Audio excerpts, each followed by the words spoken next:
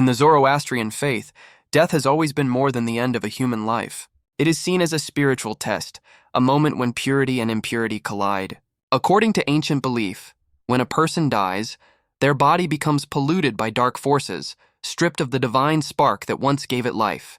In this state, the corpse is considered dangerous to the sacred elements of the world. Earth and fire for Zoroastrians are holy. The earth gives food, shelter, and stability. Fire represents light, energy, and truth. To bury a corpse in the ground would mean contaminating the soil, and to burn it would mean defiling fire itself.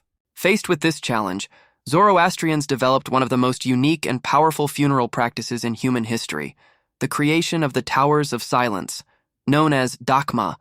These towers were large, circular stone structures, built high on remote hilltops, far away from the homes of the living. Their design was simple but deeply symbolic. At the very top was a flat platform divided into sections, one for men, one for women, and one for children.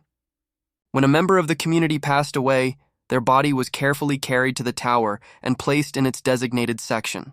Then, nature itself was allowed to perform the final rites. Within minutes, vultures would appear. In some regions, hundreds of these birds circled the skies, waiting. The process was swift. In just a few hours, the flesh of the body would be consumed entirely, leaving behind only clean bones. Later, these bones were gathered and placed into a central pit inside the tower. Exposed to sun, wind, and rain, they slowly crumbled into dust, returning to the earth in the purest way possible, without ever polluting it. To outsiders, this ritual might seem shocking, even unsettling. The sight of vultures descending on human remains is not easy to imagine. But for Zoroastrians, this practice was sacred. It was not about horror, it was about harmony. They believed that the soul of the departed had already left the body within 3 days of death, guided by prayers and rituals into the spiritual realm. What remained behind was nothing more than an empty shell. By giving it back to nature, they honored both the deceased and the world around them. It was a reminder that humans are part of a larger cycle, and even in death they must protect the purity of creation. For centuries, the Towers of Silence stood as silent guardians of this philosophy.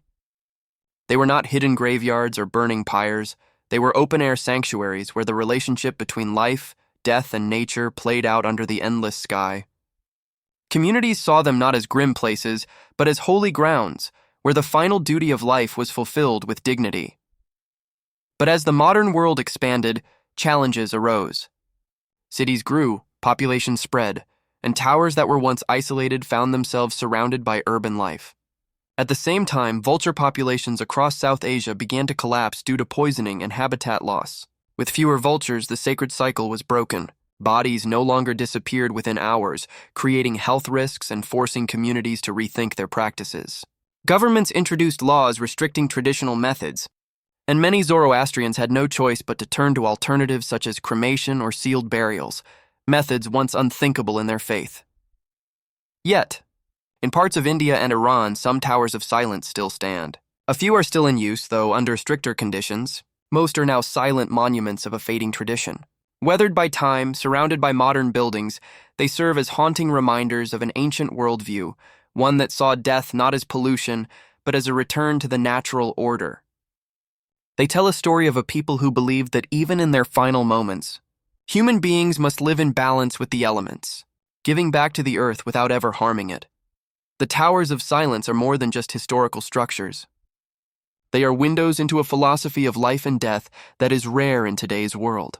A philosophy that teaches us that everything, life, body, earth, fire, and sky, is connected in one eternal cycle. And in that cycle, even death has a sacred purpose.